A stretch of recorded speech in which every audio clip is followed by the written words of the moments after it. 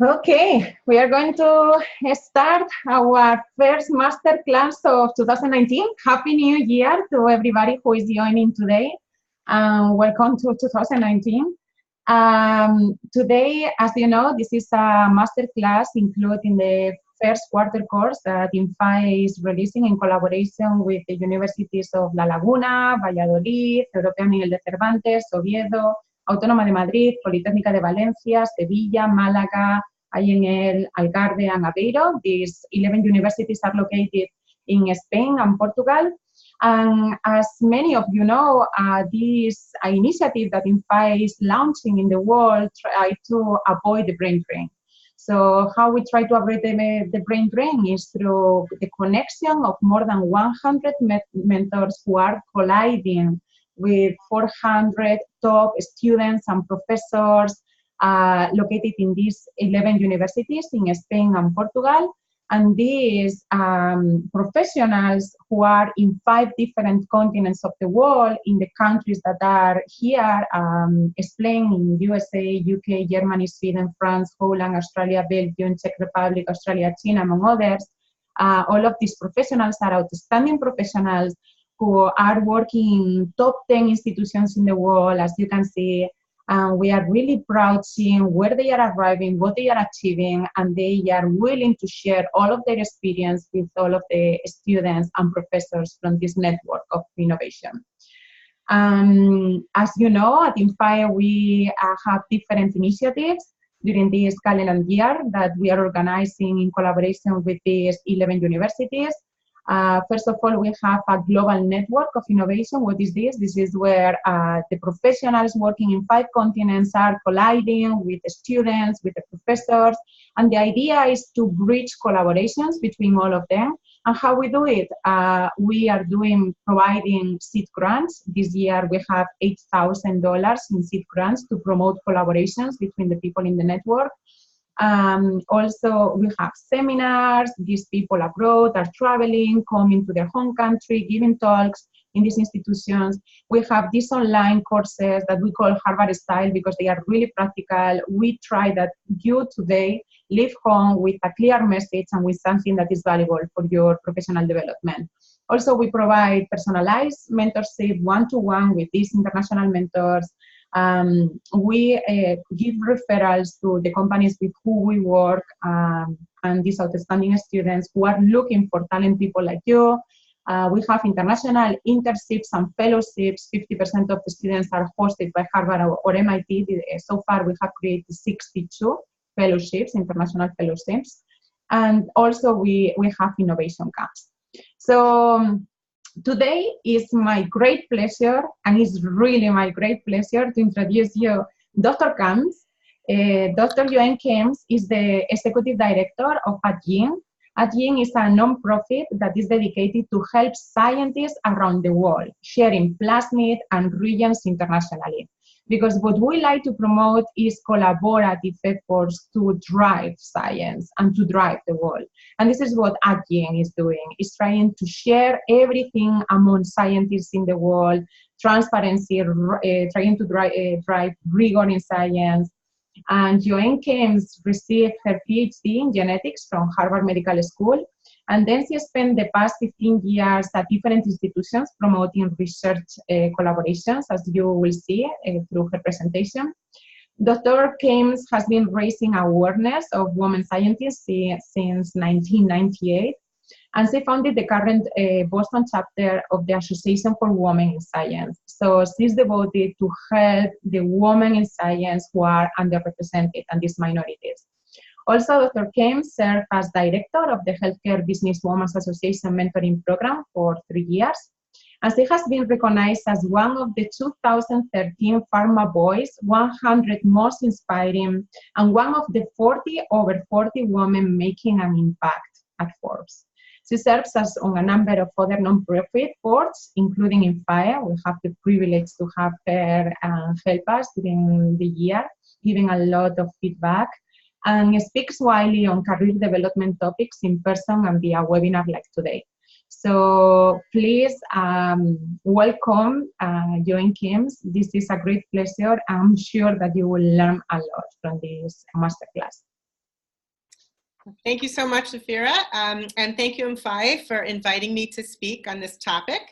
As I told Zafira, I do a lot of speaking on leadership topics and skills, but it's been a really long time since I've given a talk just about leading and the characteristics of a leader. And this is a new talk for me, so I will try and be clear, and maybe I'll be trying out some information, and I welcome your feedback. So hopefully we'll have time for some questions at the end.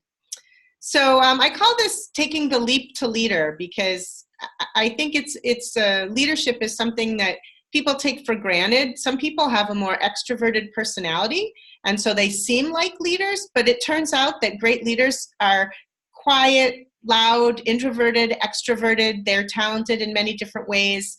There isn't one profile of a leader. And so I think it's important that people understand it is a skill that you can learn with dedication. And some things may come more naturally to you, but all of these skills are things that can be developed. So here's a manager perspective of my career. And people start managing fairly early in their careers. When I joined a pharmaceutical company right out of graduate school, I was given a report about a year and a half into my time there. So you can sort of see that on this timeline. And there I was already managing people. And maybe some of you are postdocs or grad students still in academia, and you're managing interns or postdoc guiding a graduate student. So management comes pretty early. It's also a skill you can learn, by the way, although not the skill I'm going to focus on today. I can provide some resources for that. But today we're going to talk about leadership. So how do you go from being just a manager to being a leader? And what's the difference? Just because you have more people reporting to you does not mean that you're a leader. So this is one perspective of my career. It talks about my management skills, how many people I manage, how many projects I was able to execute on, finishing goals, making things happen, getting stuff done. That's what managers do. If you think about my career more from a leader perspective, it's more about when I took initiative to do something. Like even in graduate school, I didn't like the way that our stocks were arranged. So I went ahead and created a new system. In pharma, I was proposed many new projects, some of which became full projects and some of which did not. I started a diversity council because I was upset at the few number of women, but also minorities, that were making it as staff members and researchers at our organization. I founded AWIS. When I went into biotech, I had to do a lot of leadership things, communicate strategy. I had to communicate through a layoff, which was too bad for the company. I started to receive awards and honors, the kinds of things that leaders are recognized for. And certainly as the head of Addgene, I've had to step into a challenging but really fun leadership role. I'm responsible for this company, for communicating the mission, and for working with the board and making sure that the employees see me as a person worthy of helping the company have a leadership function in the world. And so this is a very different perspective of the same career, the kinds of things. And I hope it gives you a good idea of what I mean about the difference between managing versus leading. So I get this question a lot, what is the difference between managing and leading?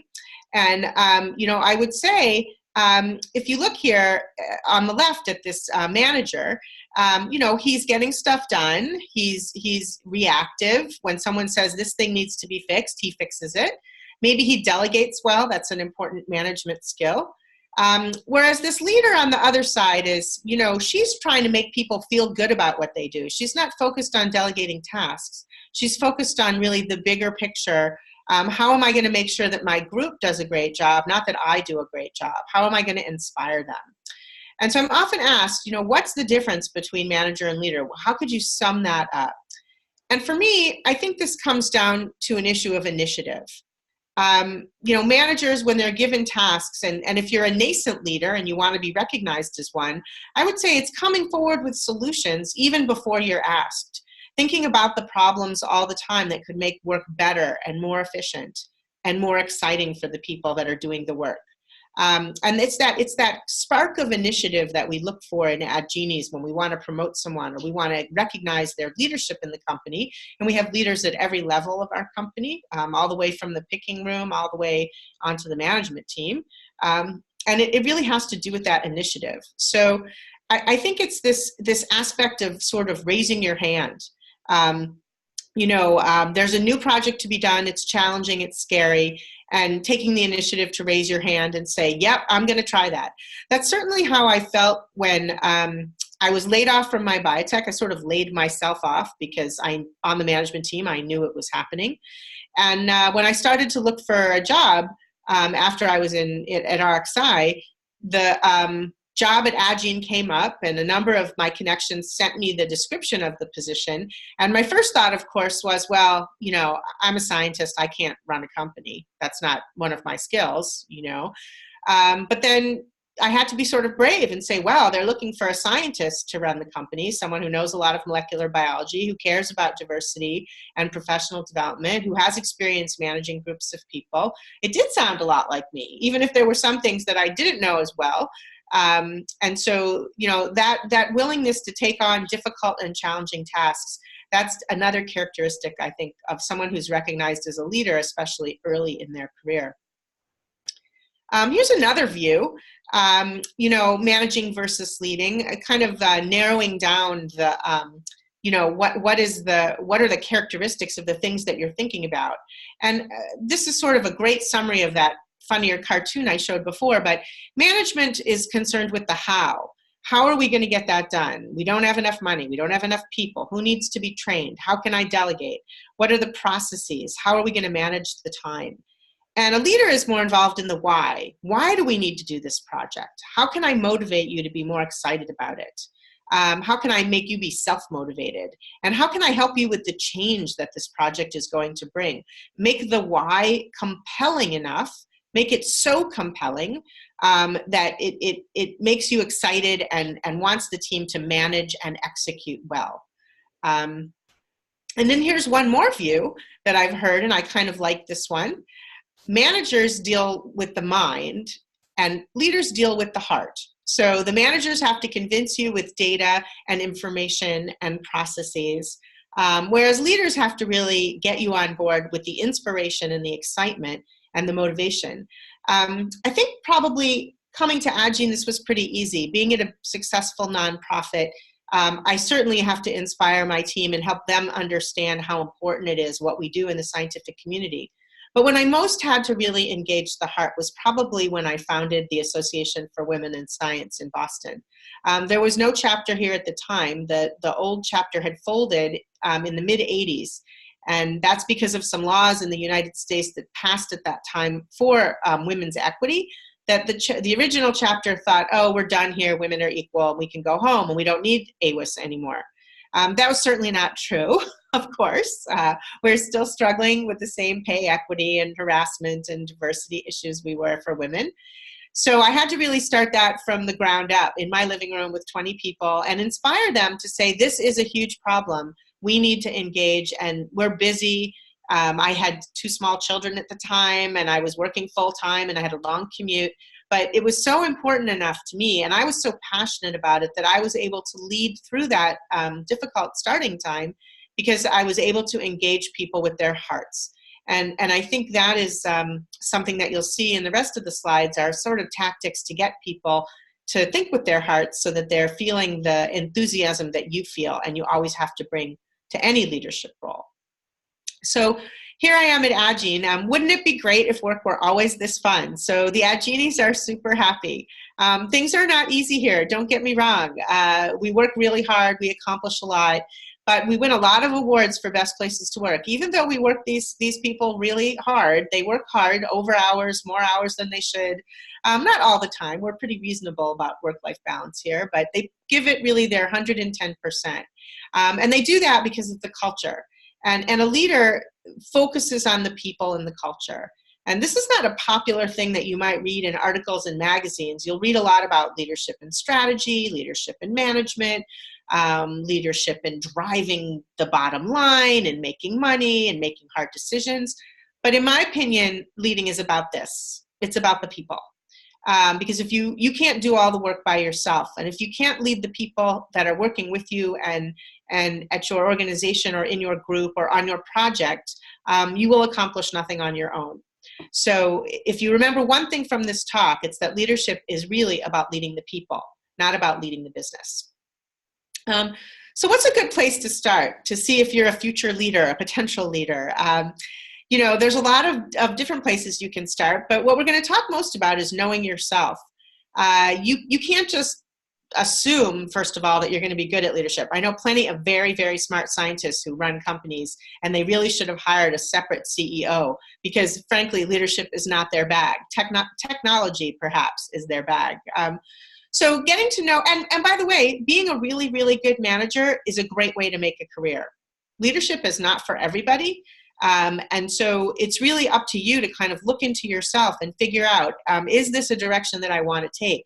This risky direction of defining myself and becoming a leader in any type of group or organization. I won't say more about this, but of course, mentoring relationships are a good way to explore this with mentors that are good leaders or potential good leaders, or with peers to see how they see you, if they see you as a leader. And we have a lot of information on this, the Management 101 book and the Mentoring 101 book at the blog.agene.org. The link is on your screen, and Zafira can share it. I'm happy to also share those specific links with you. We recently published a career book on the blog that has a lot of this information in one big downloadable PDF. So, and all of these resources that we provide, the same way I'm going to provide you resources today, look further than this talk. These ebooks also have resources that will take you to your next. This can't be your only professional or leadership development training this year or even this month. Professional development is an ongoing thing, and I do it all the time. I always have a reading list of articles and books and things that I do.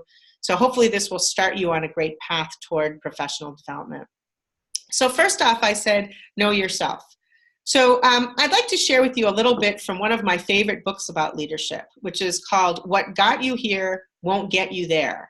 And this is a book by Marshall Goldsmith. It's not perfect, but it's a really great start.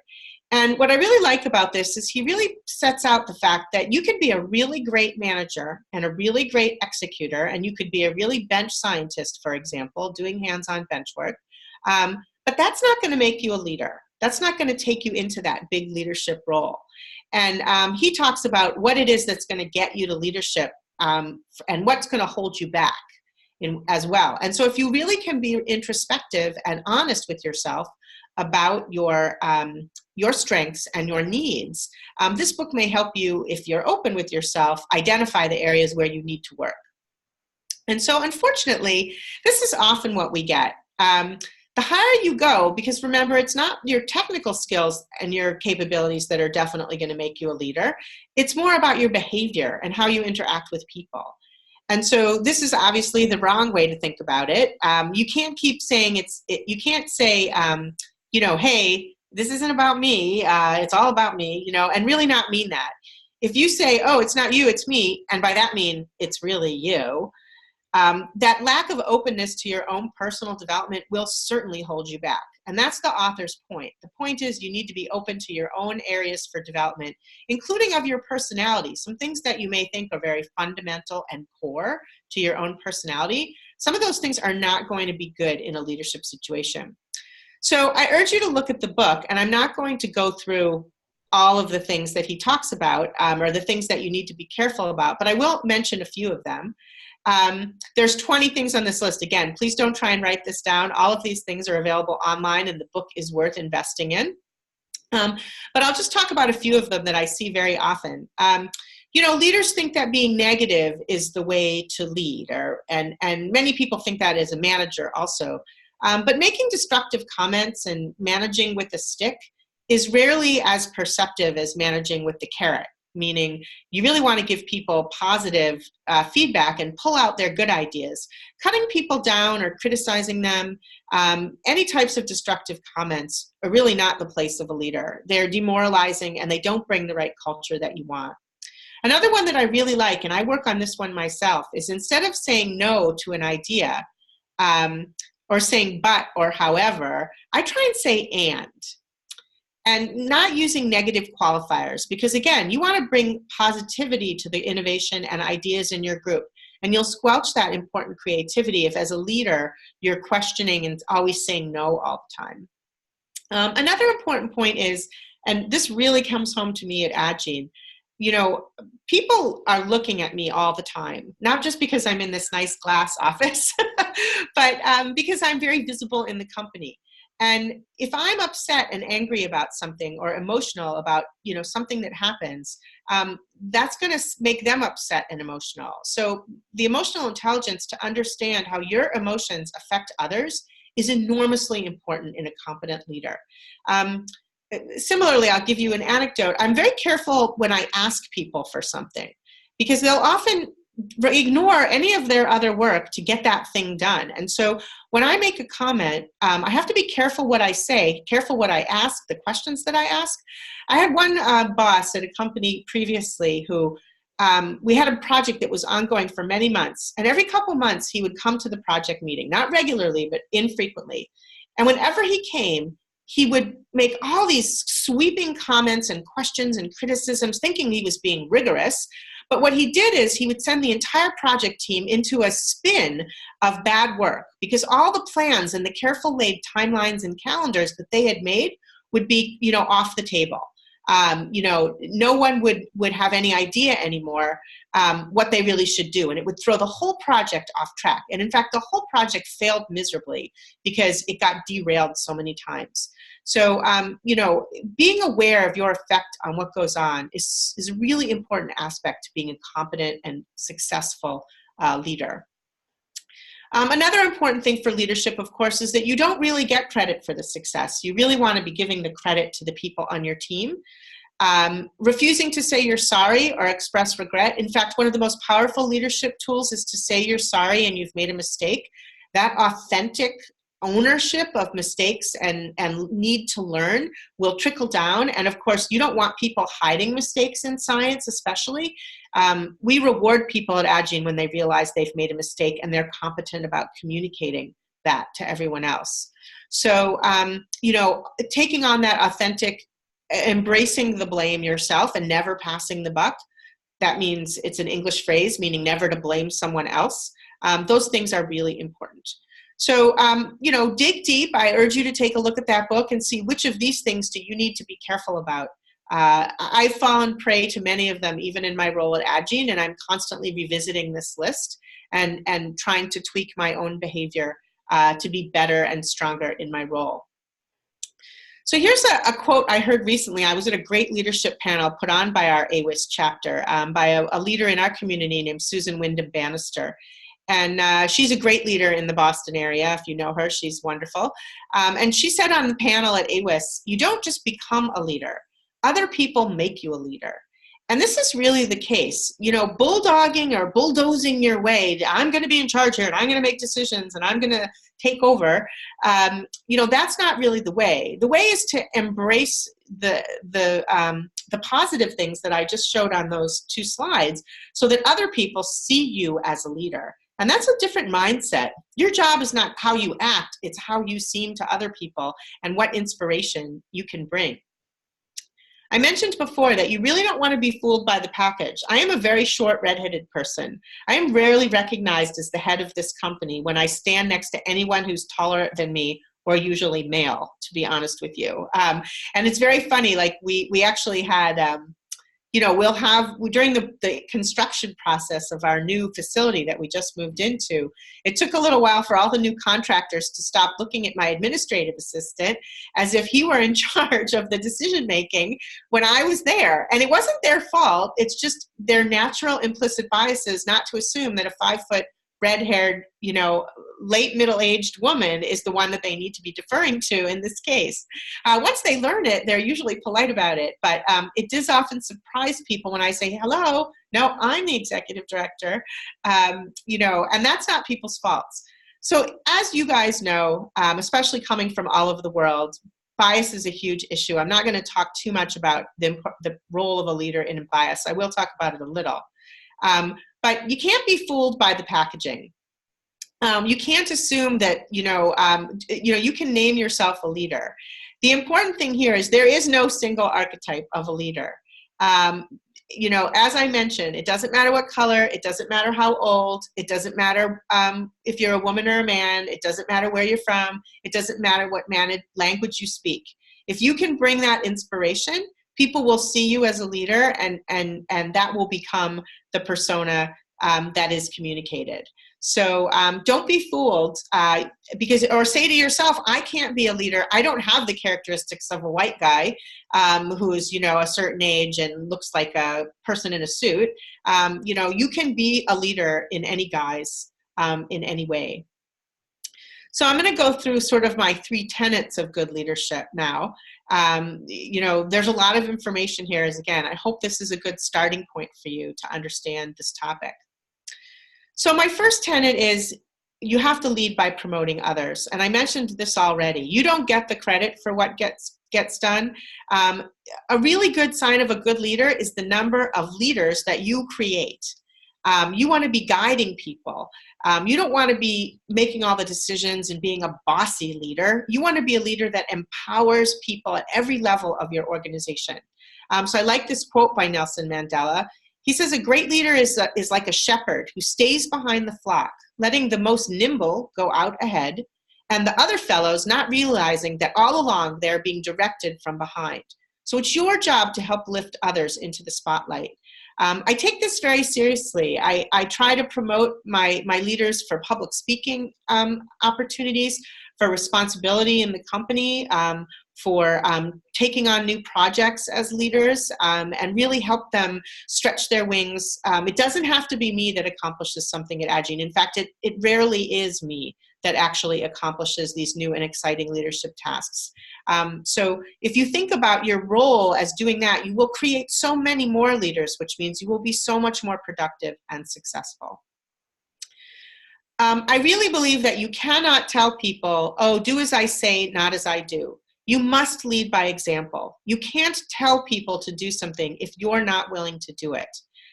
It's the only way to get people to do things. And I love this quote from Albert Einstein. Setting an example is not the main means of influencing others. It is the only means. Especially working with knowledge-intensive workers, of which scientists and technologists usually are. They're a pretty smart bunch. I know because I have 2 smart children. They're adults now. But when we would say to them, everybody needs to exercise all the time, and they would look at us and say, but you and Dad don't exercise. Do as I say, not as I do does not work with bright children. It doesn't really work with anyone. So it's really important for you to adopt that behaviors that you see as your vision. If you want to be trusted, then you have to trust. If you want your team to admit their mistakes so they're not hiding things or nervous about being open, then you have to be open about your mistakes. If you say that we have work-life balance and flexibility here, then you need to put on the calendar, I'm leaving at 4 o'clock to pick my kid up at the airport or whatever it is. And if you say that diversity is important, but you don't do anything about it, no one's going to believe you that that's really important. So you have to really live and breathe the values and the behaviors that you want to see in the people that you lead. And I don't see there's any way around this. You can't fake it. People are just way too smart. Finally, I think you have to lead with humanity. And I talked about this in the beginning. These are people that you are leading. They're not functions, they're not accomplishments, they're not money, they're people. And you have to spend an enormous amount of your time. In fact, I probably spend 60% of my time focused entirely on personnel issues. They're the center of the organization. Hiring is hard. Retention is difficult. And when you lose people, you lose their brain, you lose money, you lose time. So you want to keep them, you want to be inclusive, and you need to prioritize humanity as a cultural cornerstone. Your culture and your brand is everything. One of my rules about managing and leading is don't be a jerk, don't help jerks, and don't hire jerks. And so it's really important that you don't keep someone on your payroll when you find out that they're not promoting that good culture. You really have to fire the jerks also, because otherwise, again, people won't believe you if you don't lead the way that you expect them to behave. So those are some of my 3 tenets of leadership. And I hope that you figure out what your tenets are, because I think there's probably more than one way to view this, certainly as a priority for a leadership role. So thanks for listening. I'm happy to take questions. I think you guys can see me on the screen, so you can even see when I am answering the questions. And I urge you to take a look. I have a LinkedIn blog that has a lot of content on career development, but most of my blogging is for the Agene blog, blog.agene.org, which has a big career section along with the science. And I urge you to look there for answers and resources. Thanks very much again for inviting me, and I will now take questions. Okay, thank you very much. This was really inspiring. And we have questions, of course. I'm going to start reading some of them.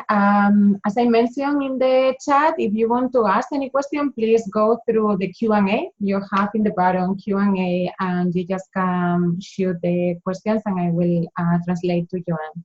Also, if you want to get credits from this quarter course, remember that you have to watch all of the classes, the master classes on live, or the recorded master classes, and at the end of the quarter course, you will have to shoot an email to Maria Soriano or to me, Zafira Castaño. We will track all of your attendance to all of the master classes. Okay, so let's go through the questions. The first question is, what is your advice to get trained as a leader? Courses, programs, do you recommend anything? I know that you mentioned that there are different articles that you can share with us.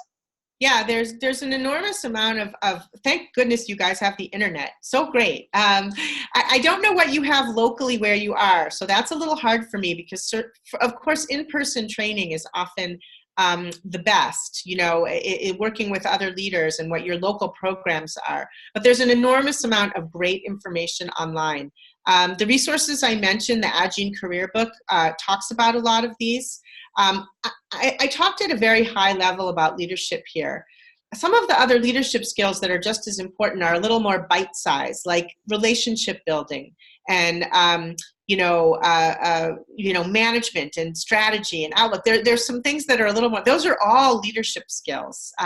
One of my favorite websites is the Harvard Business Review website. That's a very good place to look for leadership information and content as far as online. Also, YouTube has fantastic resources and videos that you can watch if you're not a big reader.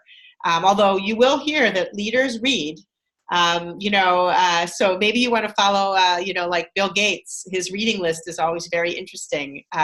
So I think my advice is to find some leaders that you admire, that you want to emulate, and perhaps, look at what they're reading and what they're doing. Follow them on LinkedIn. And that's an informal way. As far as formal courses and programs, there are many. A lot of universities have executive leadership courses that you can take. The kind of intangibles I talked about, there usually isn't a course in those things. But often working with mentoring groups and relationships, maybe you want to read the Michael Goldsmith book chapter by chapter as a group and, form a mentoring group. So I have a blog on the Agene blog called How to Form a Peer Mentoring Group. You just need 4 interested friends to get together monthly and talk through those issues and come up with some deliverables in how you can change your behavior or modify your behavior. So it's hard for me to be specific about courses when we're so international on this blog, on this webinar, but I would be happy to, if you contact me directly, I might be able to help you where you are. But mostly I would say use the online resources and the ones that I pointed you to for starters. Yes, I agree. I am just quickly checking the TED Talks. They are really convenient. You just go in the bus to the university or whatever, or doing exercise, and you can watch amazing TED Talks about leadership, and there are any kind. So yep. This is a good source. Okay, next question. This is from Margarita Rosa. Is that a way of training the skills related with emotional intelligence? Thanks for the nice presentation. Yeah, someone actually posted in the question and answer a very good book on emotional intelligence. But there's also a lot of TED Talks on this topic. So again, sometimes presentation is a good way to learn about emotional intelligence. Emotional intelligence is an enormous topic. It's something I work on every day. So you never stop working on your emotional intelligence, but understanding how people see you is super important. I would say, again, the best way to get that kind of feedback is to ask your peers, ask your mentors, what are the things I need to work on, and be very self-critical. and come up with tactics to solve. So the Michael Goldsmith book doesn't just tell you the problems, it does give you some tools for correcting some of those behaviors. And so, there are many, many resources. One of the online websites that I really like that has good resources is called Mind Tools, MINDTOOLS. I think it's mindtools.com. And if you search for any of these topics there, a lot of it is free, some of it is behind a paywall. They'll give you some help with that. Okay, perfect. Another question is it possible to have two leaders in the same department? How would you deal with this scenario? Of course. I mean, your whole department can be leaders, and as long as you have good communication practices in your group and very good listening so that everybody listens to everybody else, you're going to have a fantastic group. The more leaders, the better. So leadership isn't just about being in charge. It literally has nothing to do with being in charge. Leadership is about the personality traits that make people trust you and turn to you for your input. If you have a lot of people doing that to each other and doing it well, wow, think of the power. So leadership is not, we all have a boss. My boss is my board. Sometimes you just have to listen to your boss and do what they say, and that's correct also. But that's about management. That's not about leadership. Yes. Isabel Perez is asking a very interesting question. What is your advice to balance between being kind and helpful with your employee subordinates and yet don't lose authority whenever it's necessary? Yeah, wow. I think you always can be kind and helpful. I think even when I'm using my authority, I am kind and helpful. We call this at Agene managing with Ubuntu, which actually means humanity. And it is what we demand of our managers and our leaders. And in fact, people that cannot manage with kindness and humanity don't get to stay managers and leaders at this company, which is one reason why it's a great place to work. So what does that mean? It means that even when we have to let someone go, we do it with humanity and kindness. And we don't pull down the person. We just teach them that their skills or their behaviors are not working in the role. I've actually fired people who I still see socially and enjoy each other's company.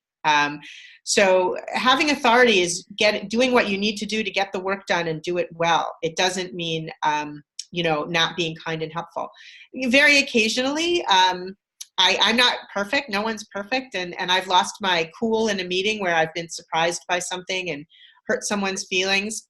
I have to apologize. I have to go back and say, I handled that poorly. I'm sorry. I was surprised by the information. But we always take the extra time and the effort it needs to be kind. So what gives you authority? I talked about that. It is sort of that listening to people, including people. Making the hard decisions. So one thing that leaders do have to do is sometimes they just have to decide. And, I try and reserve what we call the executive decision, where I just say, this is how we're going to do it. I do it in two ways. I do it for very unimportant things, like, oh, I like this trophy case over that one. Okay, where it doesn't really badly affect anyone, but it makes the decision quicker. Or some very important things, like at Agene, we will not tolerate sexual harassment in any way, shape, or form. And there is a process. Here is the process. And if you break that process and you can't, not be harassing or biased or make those comments, you don't get to stay here. And what that does, of course, that authority, I take a pretty hard line on harassment. Any of you who follow me on social media would know that. That gains the respect of the people who are here, of course. So having authority does not mean that you are mean or cruel or unpleasant or have to give up your authority. Now, women have a double-edged sword here, because sometimes when they take authority, they're viewed as being harsh, because we're not warm and fuzzy like a mommy should be, right? And so we have a bit of a catch-22, and I do my best to be in a culture where women are respected for their leadership style. Everyone has different styles. At Agene, we're diverse enough that it's not an issue. If I were to work elsewhere, it might sometimes be an issue. But I never stop caring about people. I never stop being kind, ever. Okay, we have a lot of questions. Let's move to the next one. TR 5029939 is saying, thank you for such an inspiring talk. Any advice when you are stuck as a manager but want to be a leader in academia where things move slower? Yeah, so I never did that in academia, so I'm not the right one to talk to. Yeah, academia is tough. Why is academia tough? One of the reasons why academia is tough is nobody has a boss.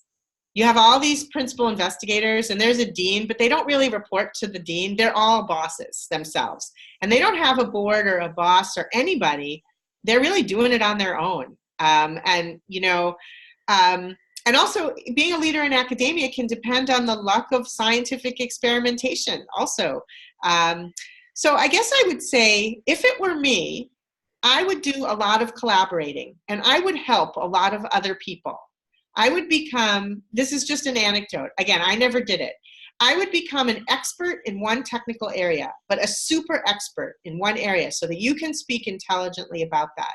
So for example, Agene has experts in our community on fluorescent proteins, on optogenetics, and you see in social media how respected their comments are.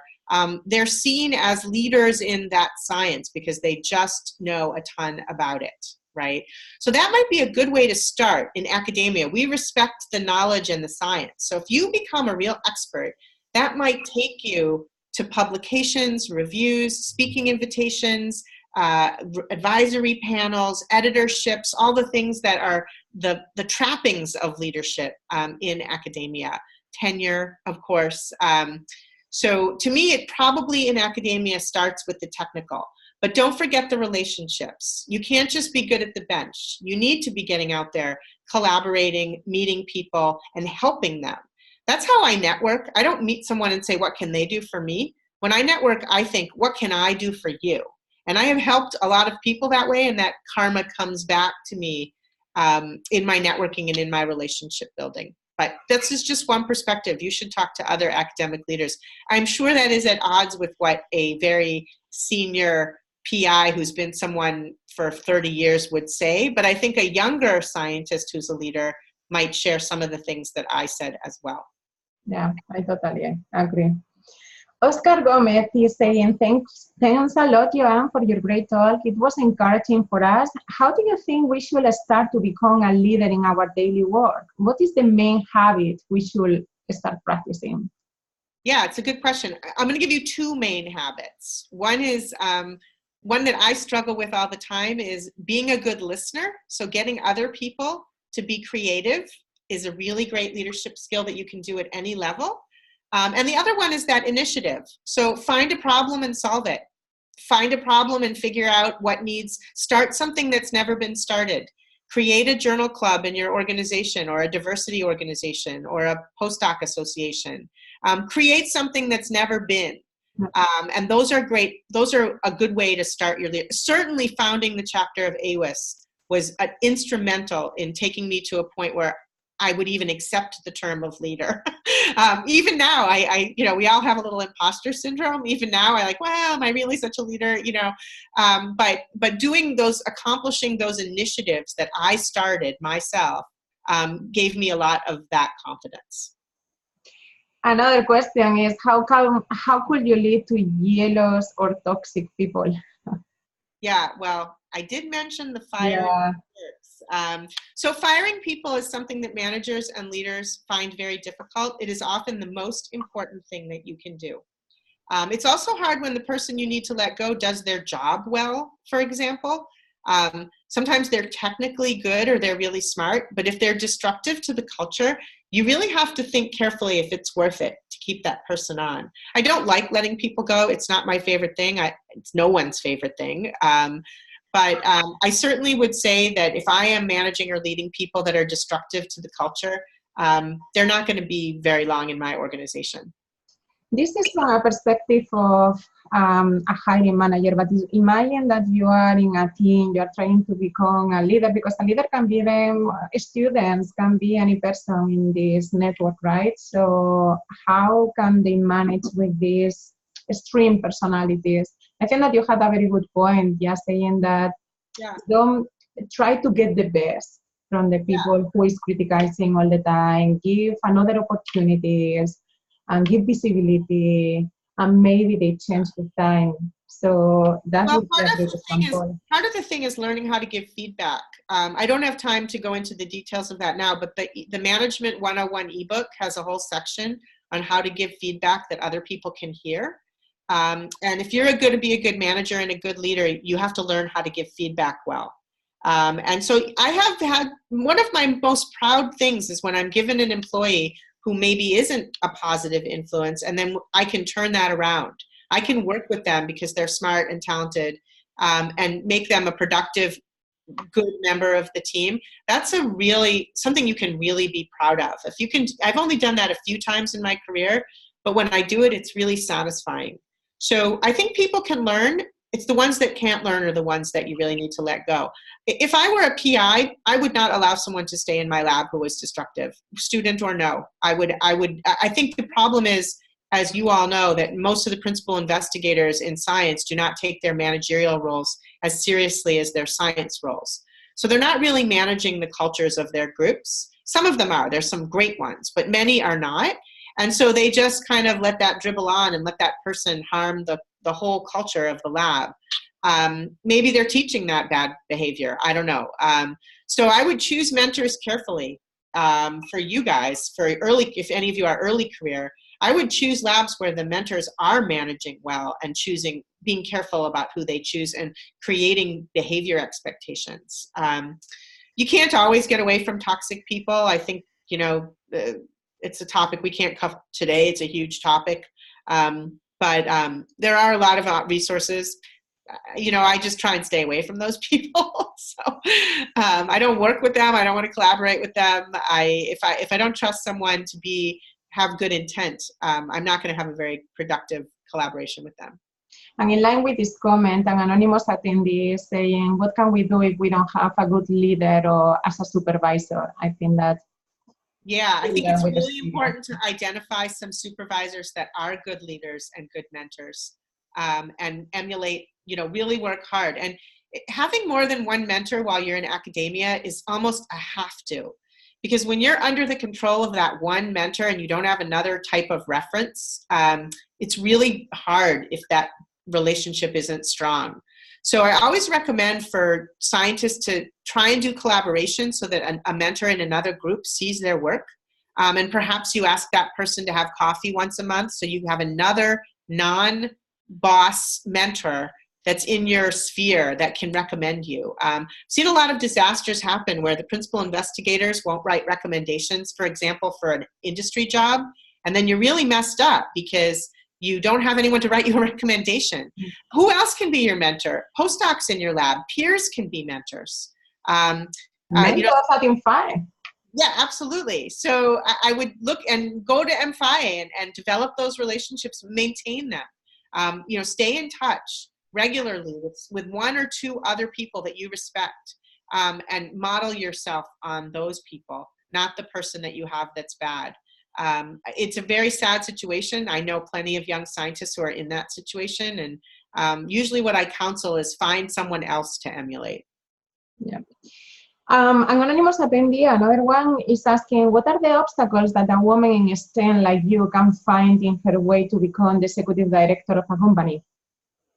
Yeah, so I'm really lucky. I mean, one of Agene's co-founders was a very strong, brilliant woman. So this company does not have an issue with diversity.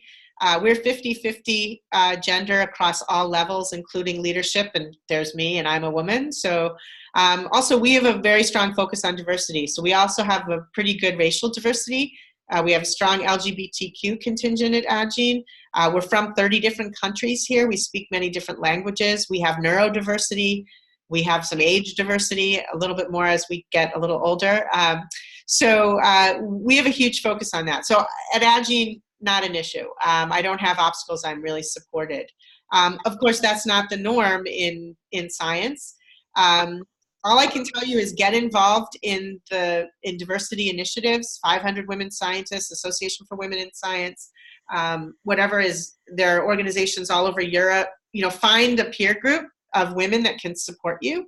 And I would also say, You know, the primary obstacles are intangible. So aside from the huge number of women who suffer from harassment, which is another topic, it's really the bias. It's really, you know, people not seeing you as a scientist. And so my biggest advice there is to seek organizations that are diverse and really promote diversity. Not just that they talk about it, but they demonstrate with their behaviors that they are embracing people of all different genders and colors and all those things. So make choices that put you in a good position. Don't give your hard work to bad organizations. Sometimes you just need to get a job. I get that. But it's up to you to really look for the best places to give your work. What are the obstacles? It's really that bias. It's very hard to I mean, I've been very fortunate. I have many great bosses and opportunities in organizations, but I've certainly faced you know, situations where I felt like I should be given responsibility, promotion, money, all those things, and didn't get it because I was a woman. I don't have that at Agene, but I've had it in the past. So. Okay, we're going to close with this last question that most probably a lot of people is asking. Thank you very much, Francesca Cascon is saying, thank you very much for the very interesting presentation. I would like to ask, how can a leader can make better these decisions? How can you improve? How can you grow? Is something that you can learn from other people? Is based on practice? Yeah, how can you make better decisions? Oh, get advice from other people. That's an easy one. I never make a decision without including my whole leadership team. More minds. So that's the be a better listener thing. You don't have to make decisions in a vacuum, so don't worry about that. That's an imposter syndrome thing. I do think it's important to make decisions, though. And so there's a lot you can read about, you know, that persona of making decisions, but start small. Make small decisions and then move into the big decisions. Okay. Okay, thank you very much. This was amazing. All of the questions that we had, we covered 1 hour in total. We have more than 73 people connected today. So it was very, it was great, the presentation. It was a pleasure, Joanne. It was a really pleasure to have you today. The people who was not able to follow this presentation, we will share with all of you the recorded presentation. Also, if you watch it on live and you want to again watch it and write some resources, you can do it. Thank you very much, Joanne. Thanks, everybody. I hope to see you soon. Bye, everybody.